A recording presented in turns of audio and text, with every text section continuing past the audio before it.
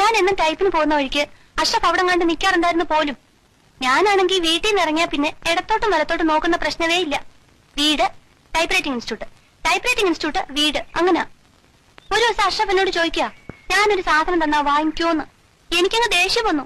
എന്നാൽ എന്താ സാധനം എന്ന് നമ്മളൊന്ന് അറിഞ്ഞിരിക്കണമല്ലോ. അത് നോക്കുമ്പോഴെന്താ ഒരു കത്ത്.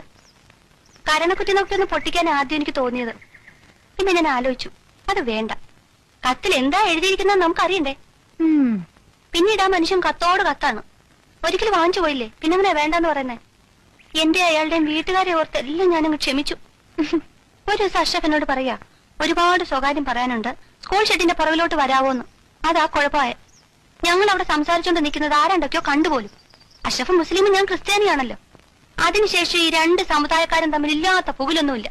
അടിപിടിയും ബഹളം ഒന്നും പറയണ്ട, ഞാനിങ്ങ് പോന്നു. എന്റെ ഭാഗത്ത് എന്തെങ്കിലും തെറ്റുണ്ടോ? ഏയ്, ഒരു തെറ്റുമില്ല.